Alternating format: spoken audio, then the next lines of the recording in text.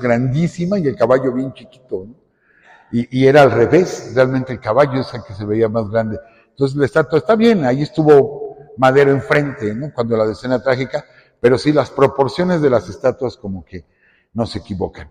Entonces, en la hacienda de Bustillos es donde se da la cita por primera vez de Villa, Orozco y otros personajes con Madero. Ahí es donde lo conoce. Y el mismo Villa lo platicaba, que se quedó impactado de la manera de hablar de Madero.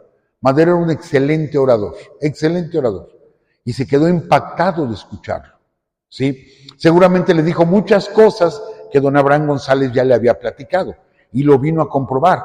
Cuando Villa era un hombre de casi 1,80, medía 1,78, es lo que yo mido. Entonces era un hombre alto.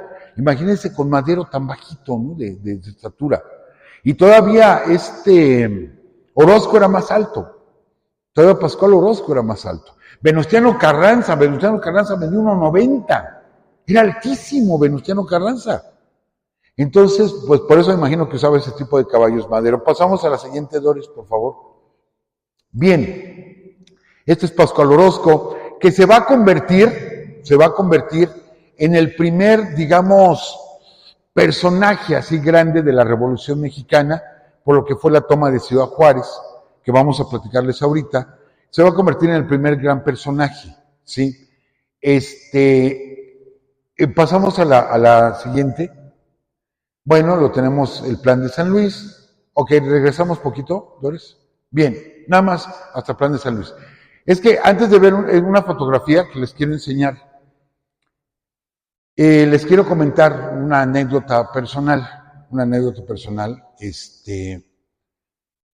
Bueno, primero, Francisco Madero está en Estados Unidos, regresa a territorio mexicano el 20 de noviembre. Él está esperando ver todo el país incendiado y cuando regresa, pues resulta que no hay nada. Pocos lugares se levantaron en armas. El primer lugar que se levanta en armas es una población que se llama Cuchillo Parado, ahí en Chihuahua. Es el primer lugar que se levanta en armas con Toribio Ortega y Tomás Urbina. Entonces Madero se regresa a los Estados Unidos y después regresa otra vez a territorio nacional, ya con la idea de combatir. Viene la batalla de Casas Grandes, donde Madero es herido, ganan la batalla de Casas Grandes y de ahí se van hacia Ciudad Juárez. Ahorita les comento esta parte. Se van hacia Ciudad Juárez. Allí en Ciudad Juárez, Madero va a tener un cuartel que se conoce como la Casa de Adobe, ¿sí? Y que está a las orillas del río Bravo. Justo, ustedes ven el mapa de México, la parte de la izquierda del mapa son líneas rectas, ¿sí? O sea, medidas, y llega un momento que se topa con el río Bravo y a partir de ahí la frontera es del río. Justo ahí donde termina la frontera de línea y se hace la frontera con el río Bravo, ahí estaba la Casa de Adobe.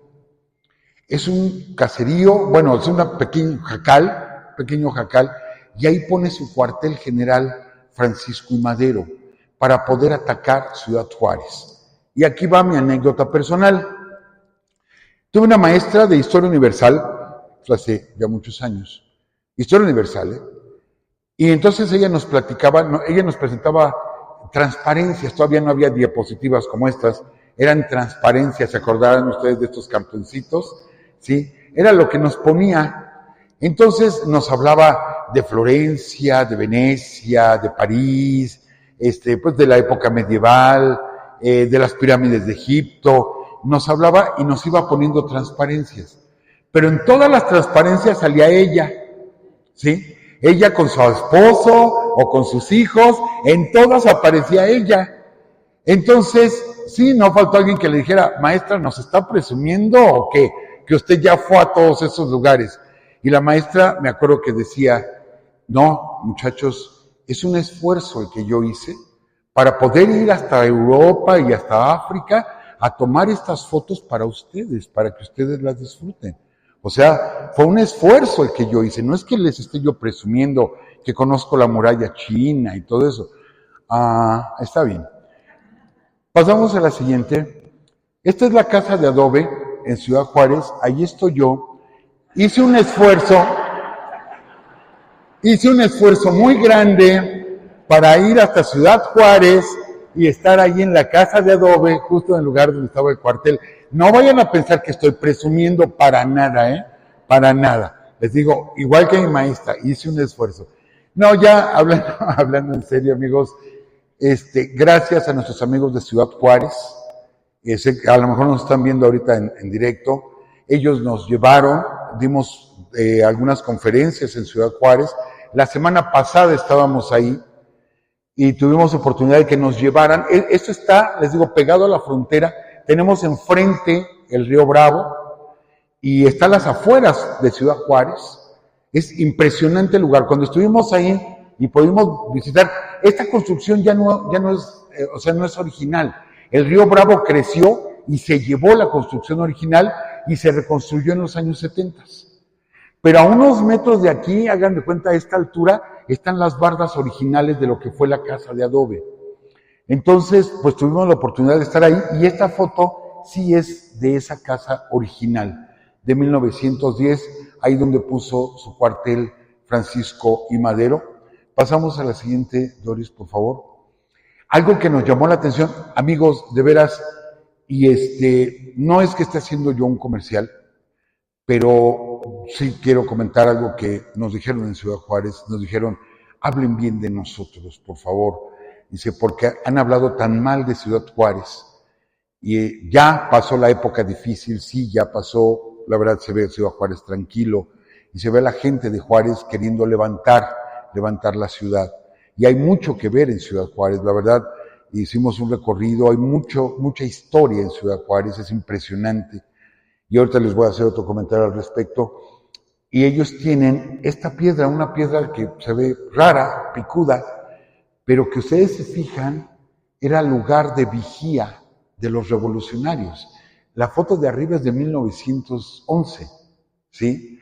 Es la foto de 1911 y ahí están en esa misma piedra y está colocado pues un letrero, se le conoce como el Ojo de Orozco, y está poquito antes de llegar a la casa de adobe. Nosotros les recomendamos, amigos, si tienen oportunidad de ir a Ciudad Juárez, de veras visiten todos estos lugares históricos. Es impactante estar donde se hizo la historia. Y algo que yo les decía a Doris, a la licenciada y a los amigos que nos invitaron a Juárez, les decía, es que en México hasta las piedras tienen historia. Así es de grande, que hasta las piedras tienen historia. Así es de nuestra historia de grandiosa. Pasamos a la siguiente, Doris, por favor. Y aquí vemos una foto muy interesante, ¿sí?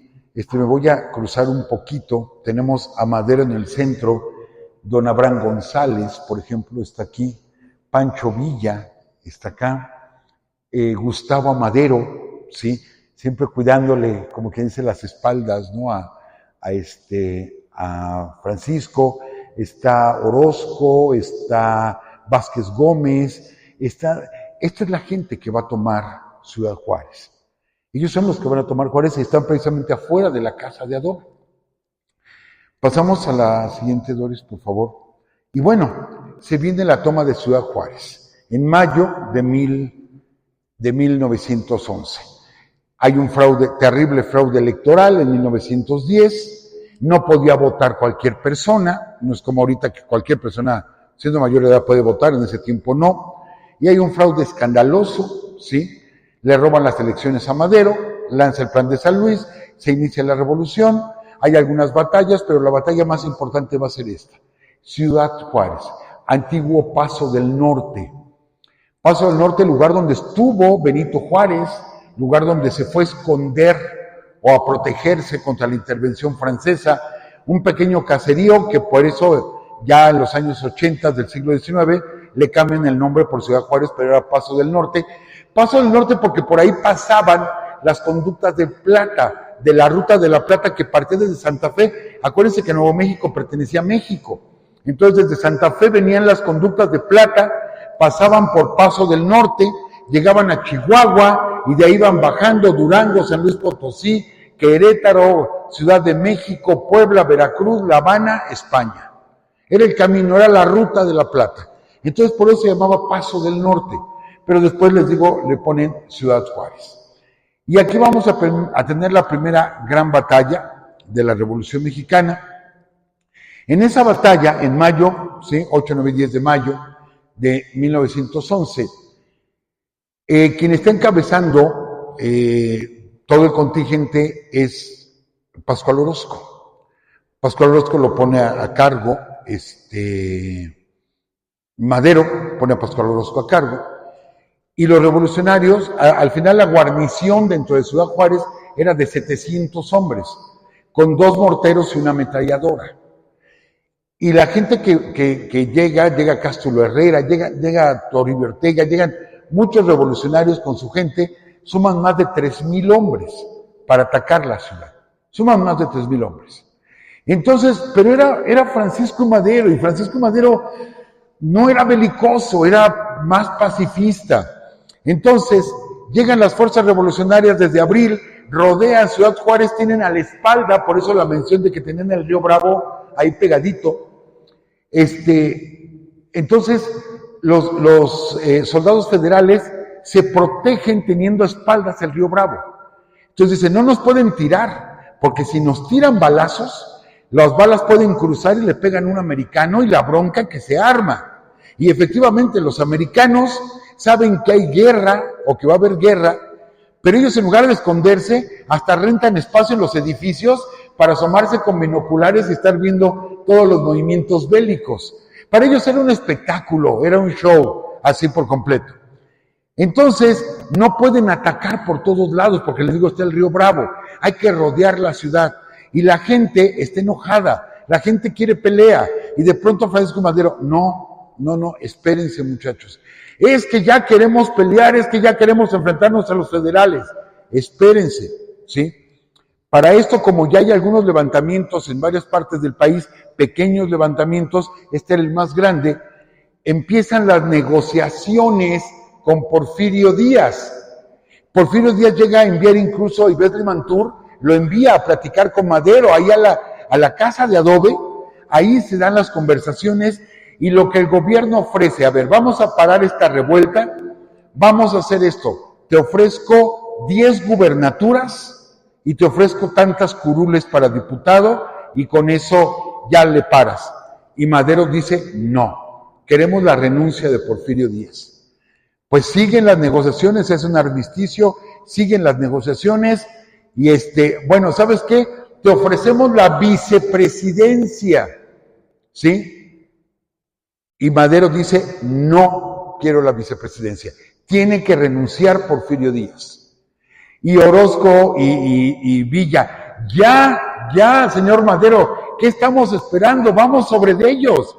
Para esto empiezan a mandar refuerzos a los federales y lo que hacen las tropas orozquistas y villistas es dinamitar las vías de ferrocarril para que no lleguen trenes militares a apoyar a los 700 federales.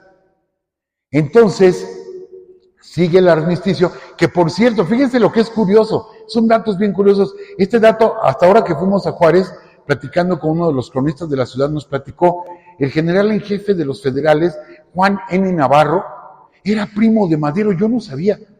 Digo, ¿primo de Madero? Dice, sí, eran primos. Entonces, Madero se comunica por teléfono, ya había línea telefónica, ¿sí? Se comunica al cuartel de los federales y le dice, ríndete Juan, o sea, ya ríndanse. Y el otro dice, ¿sabes qué? Que no me voy a rendir. Mi deber es estar aquí, no me voy a rendir. Y siguen llegando revolucionarios, pero no llegan refuerzos para los federales porque les bloquean las vías. Incluso se forma una legión extranjera, amigos. Una legión extranjera que está comandada por un italiano, Giuseppe Garibaldi, descendiente de Garibaldi, el unificador de Italia, el unificador de Italia, su descendiente, viene a pelear la Revolución Mexicana y forma la Legión Extranjera donde hay alemanes, donde hay norteamericanos. No es un grupo grande, pero son como 30 o 40 que son extranjeros y que se van a pelear del lado de Madero. Es más, curiosamente, aquí a la vuelta tenemos la Plaza Garibaldi, y pensamos que es por el unificador de Italia. No, es por Giuseppe. ¿En qué momento? ¿A quién se le ocurrió ponerle Plaza Garibaldi por Giuseppe Garibaldi? No lo sé. He buscado y he buscado la información y nomás no la encuentro. ¿A quién se le ocurrió ponerle Plaza Garibaldi? Y está bien, yo no tengo nada contra la Plaza Garibaldi, o sea, es bonita y es tradicional, pero ¿por qué el nombre? ¿Por qué el nombre de alguien que comandaba la Legión extranjera en el ejército de Madero? No lo entiendo, sinceramente ahí sí no lo entiendo. No me opongo, nada más tengo esa duda. Entonces, el 8 de mayo, ya la gente de Villa, la gente de Orozco ya estaban ya desesperados, y viéndose de trinchera a trinchera, ¿sí? Y listos los cañones y listos los morteros, y de pronto de las filas de los revolucionarios salen 2 soldados, pero 2 soldados vestidos con ropa demasiado llamativa, de rojo o con amarillo, o sea, la idea era que los vieran, Salen corriendo de una trinchera, ¿sí? Y empiezan a hacerle dengues a los federales. Y les brincan y les gritan de cosas, etcétera, etcétera. Y se enojan los federales y empiezan a disparar. Tanto que hieren a uno de muerte. El otro se salvó, pero uno quedó ahí tendido. Entonces, ¿quién empezó? Los federales.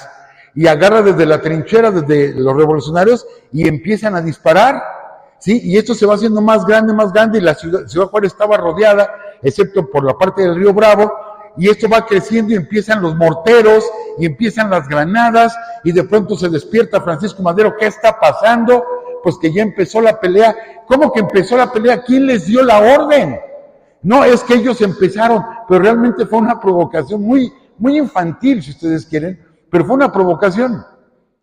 Y agarra a Francisco Madero y le llama: tráigame inmediatamente a Villa y a Orozco, quiero verlos inmediatamente aquí, ¿sí? ¿Dónde creen que estaban Villa y Orozco? ¿Sí? Pues resulta que se habían pasado a Ciudad Juárez, se habían cruzado el puente, estaban en Ciudad Juárez, y estaba Pancho Villa tomando su malteada de fresa.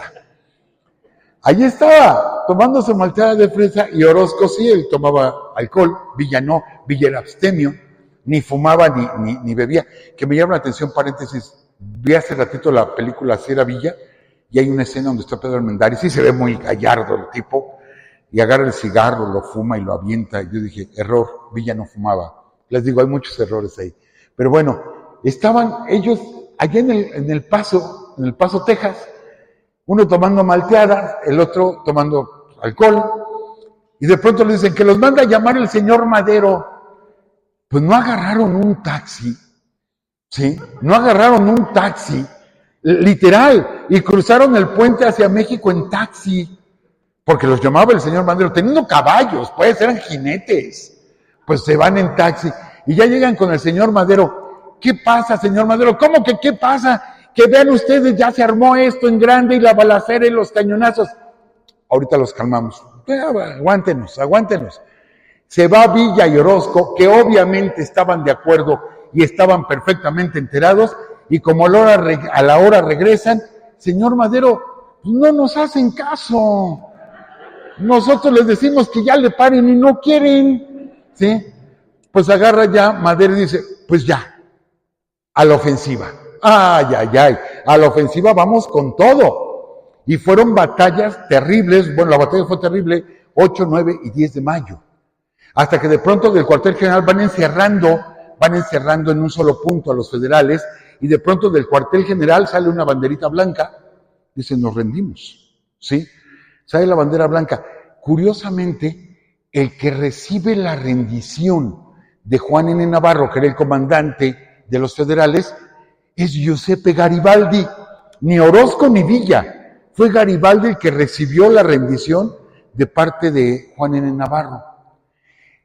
Entonces, ahora hay que desarmar a toda esa gente, a todos los soldados federales, que se rindan, y se les da la instrucción. No encontramos fotografías, quizá las haya, pero no las encontramos, y lo que hicieron fue, dejen sus armas y los vamos a llevar a la cárcel, del cuartel los vamos a mover a la cárcel, pero para que no se nos vaya a escapar ninguno, todo mundo en calzones, y les quitan la ropa a todos, y todos salieron del cuartel con los brazos acá en la nuca y en calzones. Entonces la gente salió a las calles a ver a todos los soldados desfilar en calzones hasta la cárcel, y ahí fue donde los metieron prisioneros en esta batalla de Ciudad Juárez, ¿sí? 8, 9 y 10 de mayo.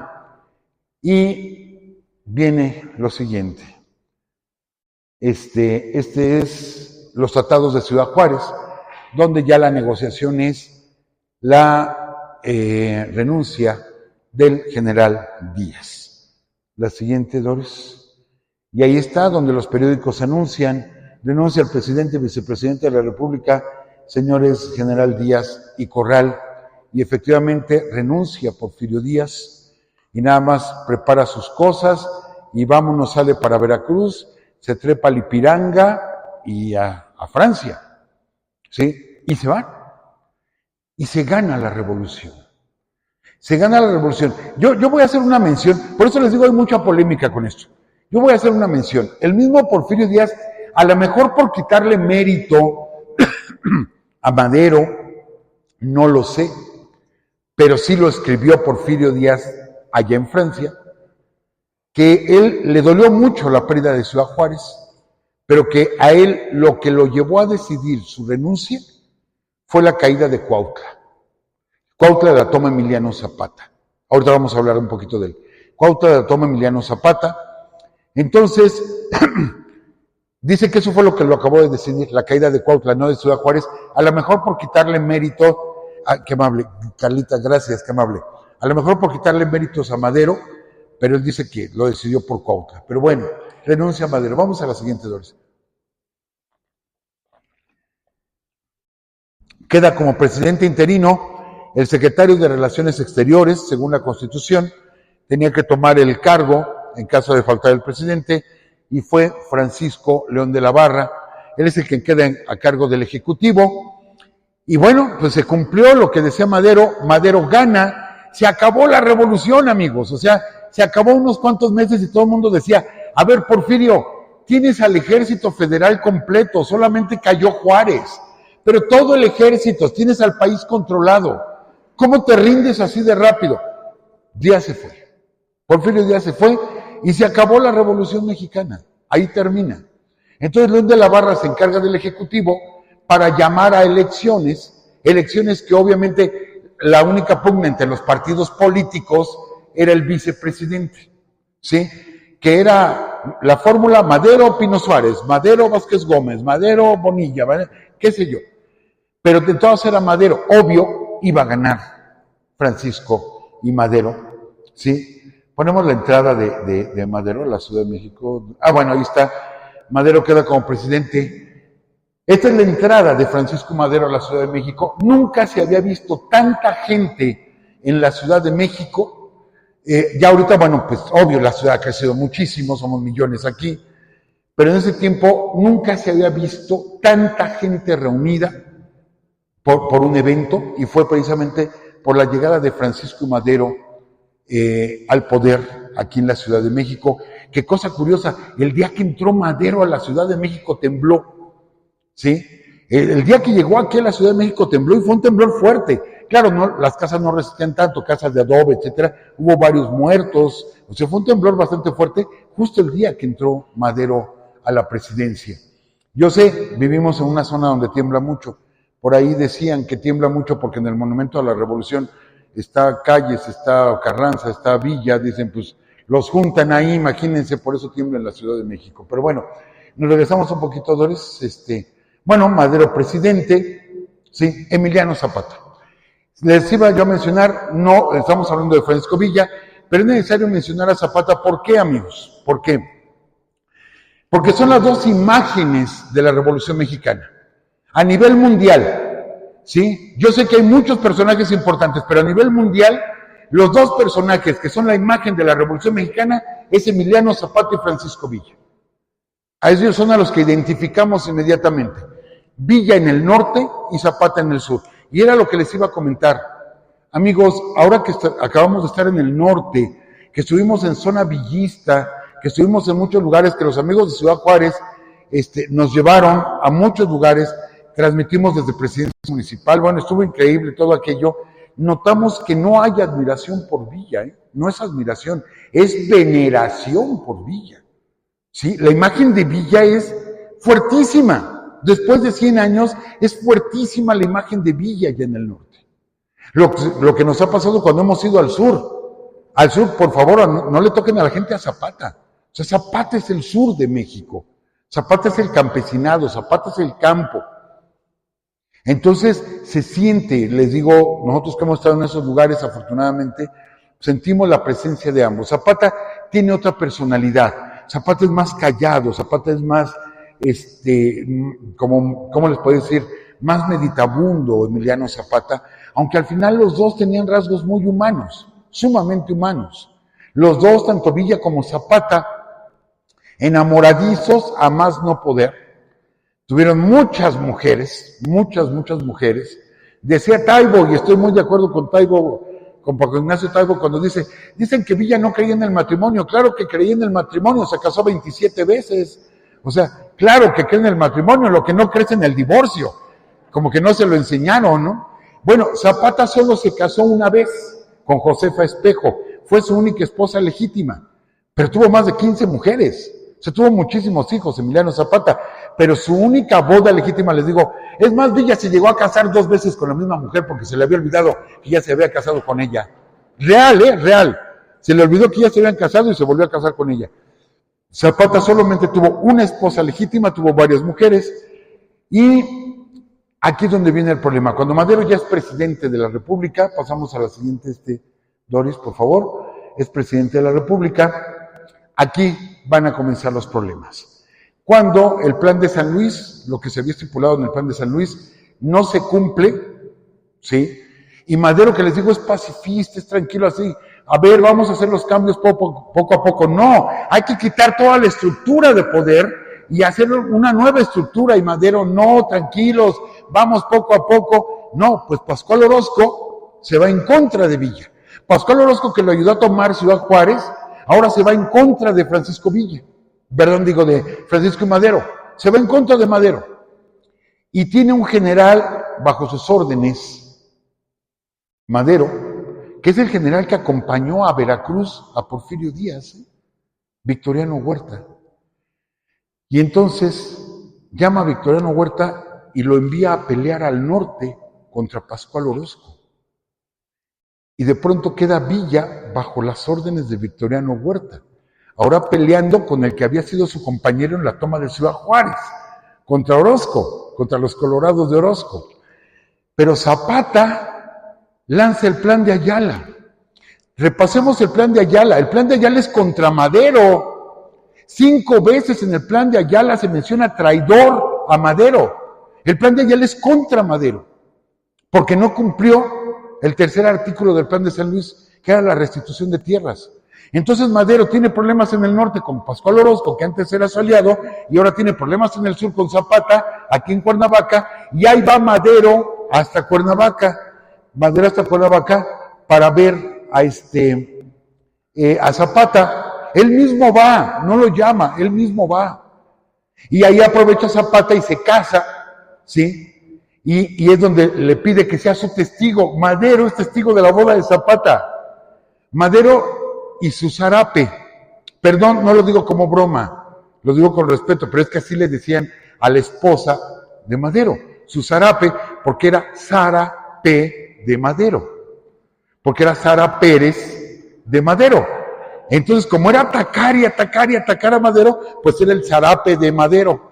Se acomodaban las letras, ¿sí? Pues son los testigos de la boda de Emiliano Zapata. Y allá mismo Emiliano Zapata se lo avisa a Madero.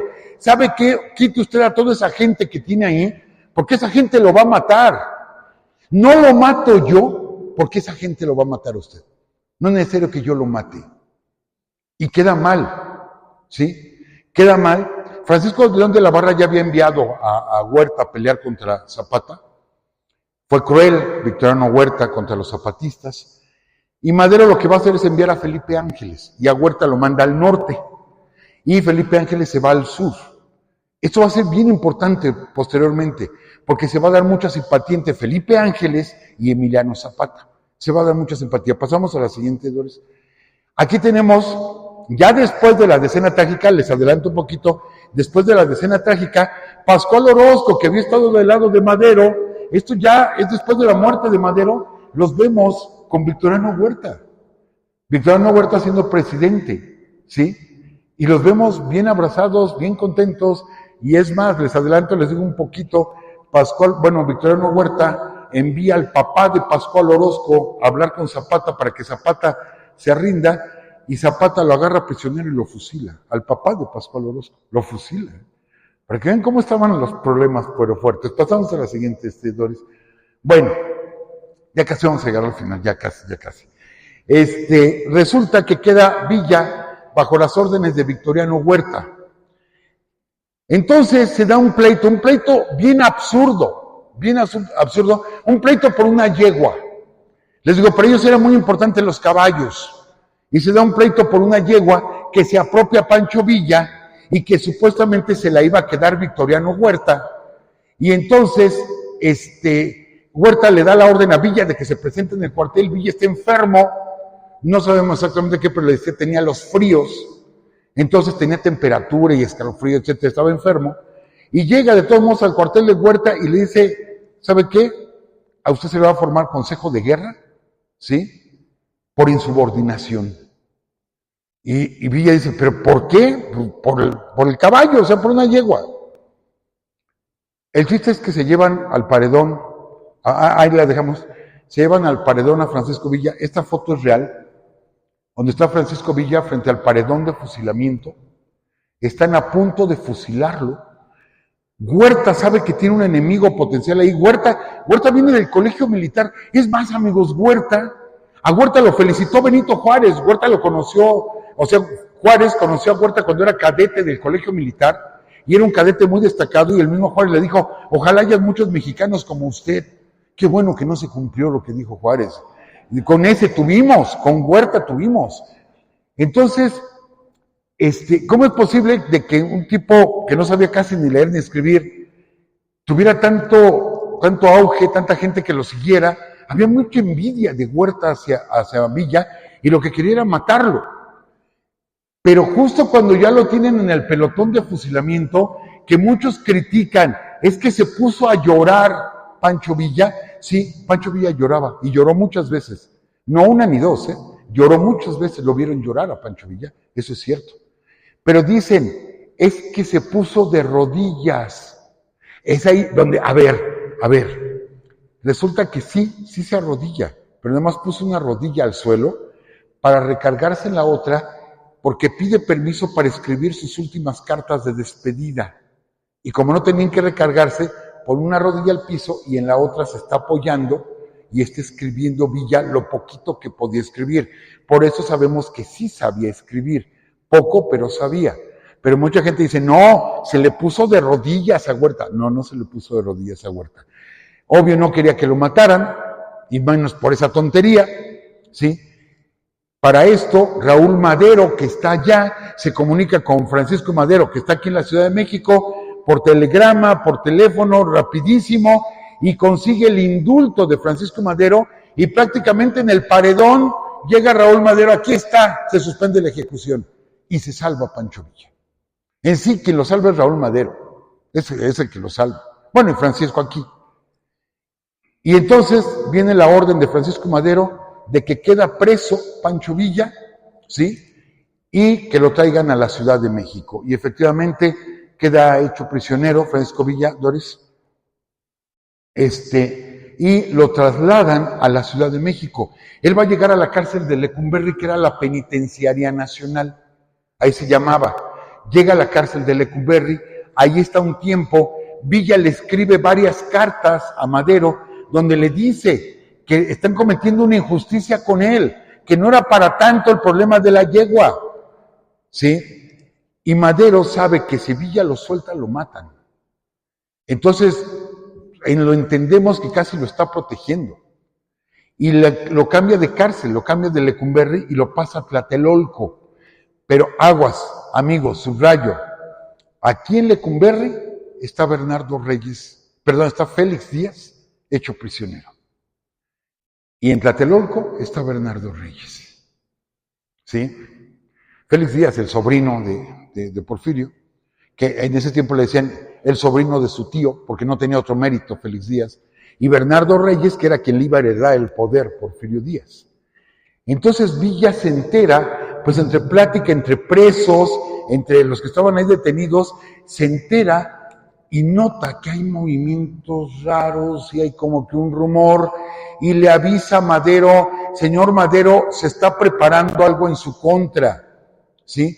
En total Villa le escribe 18 cartas a Madero, donde le dice las injusticias que están cometiendo con él y que se cuide porque algo se están tramando estas gentes. Pues sí, veían entrar y salir gente y que se metían a las celdas, y ya hablaban en lo oscurito con Bernardo Reyes, con Félix Díaz. Se estaba preparando el cuartelazo.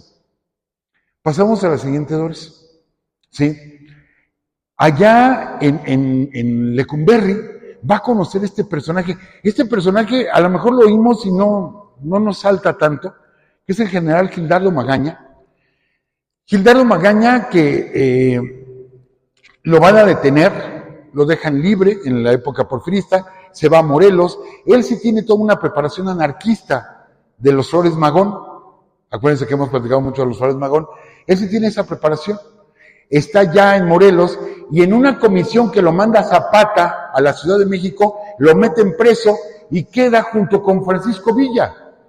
Él es el que acaba de enseñarle a Villa a leer y escribir. Él se ponía con él y le enseñaba, le enseñó ortografía y le enseñó varias cosas, ¿sí? Gildardo Magaña, que después va a ser muy importante entre la amistad que se va a dar entre Zapata y Villa, y casi no lo tomamos en cuenta. Hablamos mucho de Ángeles, pero casi no de Gildardo Magaña. ¿Y saben por qué? Porque Gildardo Magaña sí sobrevive a la revolución. Por cierto, él es de mi tierra, es de Zamora, de Michoacán. Acabó siendo, del partido oficial, siendo callista.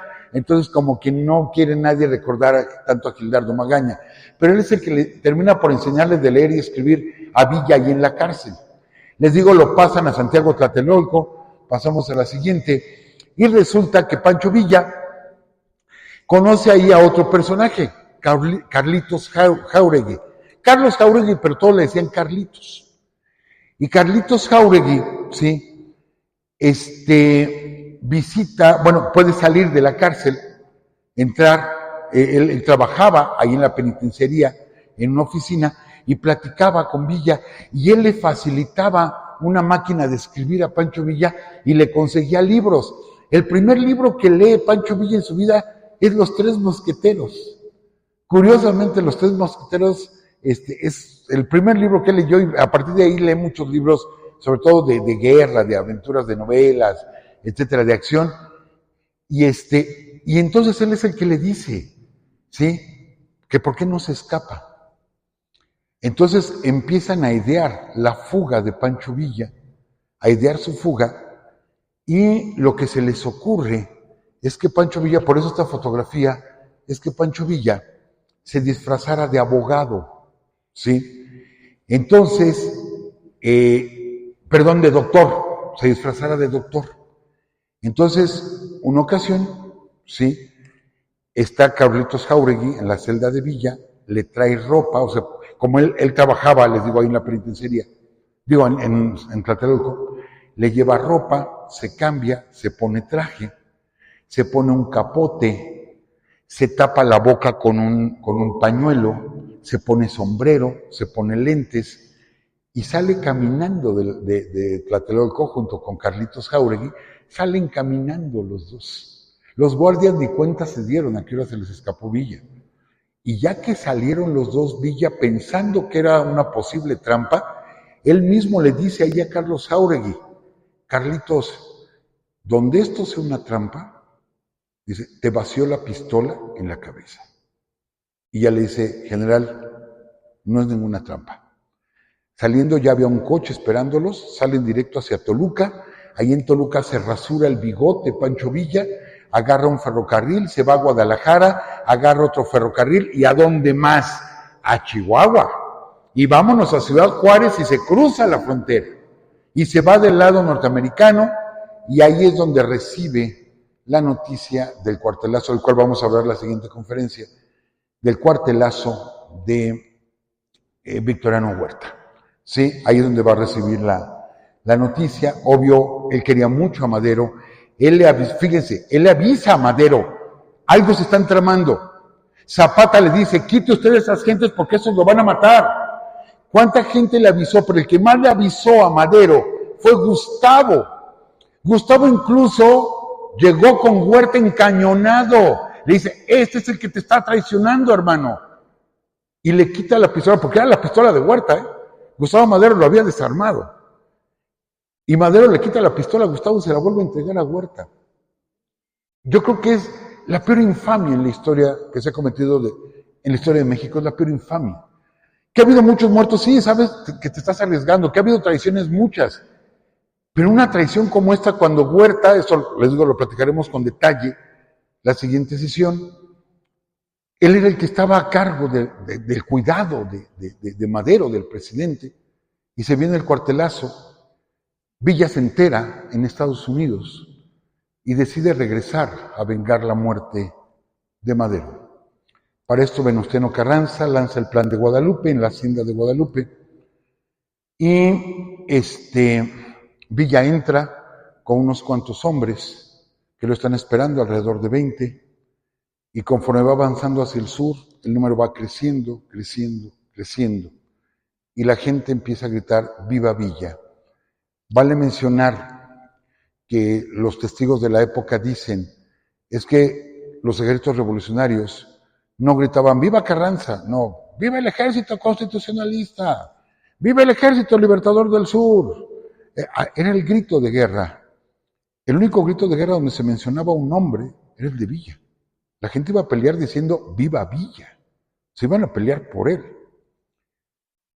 Por eso la foto tan curiosa de Villa vestido de traje con el bigote muy recortado. Pasamos a la siguiente. Estos amigos van a ser los que van a traicionar, los de la gran traición, ¿sí? Huerta, Félix Díaz, Manuel Mondragón, Woodrow Wilson y Aureliano Blanquet. Así que es el que va a detener a Madero. Quisimos buscar una foto donde estuvieran los más posibles juntos, no hay, donde estén todos, no hay, esta es la que más se le acerca, ¿sí? Pero le dije a Doris, es que yo necesito una foto para cerrar la conferencia, o casi para cerrarla, necesito una foto donde estén estos criminales, estos asesinos, estos canallas, ¿sí? Y bueno, aquí está lo que me consiguió la Doris. Ajá.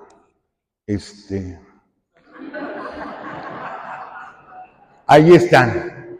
Hagan de cuenta, estos son de este siglo, pero hagan de cuenta que estos son los que tramaron el cuartelazo. Hagan de cuenta, así de nefastos, así de criminales y de asesinos, lo que le hacen al presidente Madero, al vicepresidente Pino Suárez y lo que fue el cuartelazo. Pero para esto, Doris, Villa viene avanzando hacia el sur. Se reúne Manuel Chao, Maclovio Herrera, Tomás Urbina, muchos generales que se empiezan a levantar, que habían estado en la primera etapa de la Revolución Mexicana, se empiezan a unir, se empiezan a reunir y se reúnen en esta hacienda, en la ex hacienda de La Loma, en la ciudad de Lerdo, en Durango. Ahí se reúnen y ahí toman una decisión de formar un ejército, ¿sí? ¿Y de quién sería el que estaría a cargo de este ejército? No hubo mucho que discutir.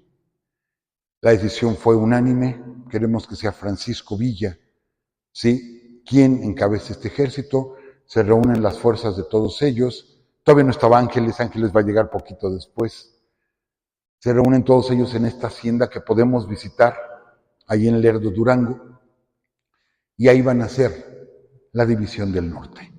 Lo que sería en su momento el ejército, o se formó el ejército más grande de toda Latinoamérica, el ejército más grande, toda una maquinaria bélica que organiza Francisco Villa.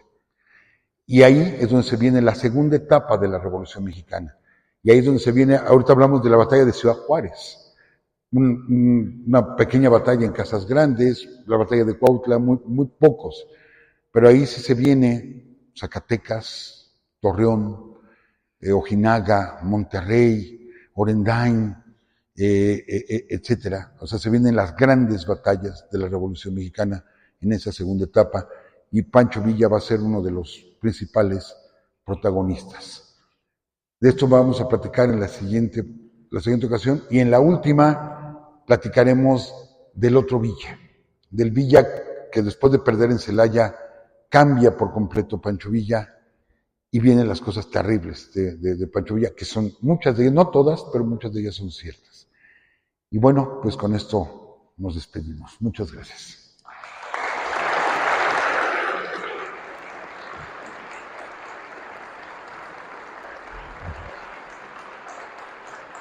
Gracias.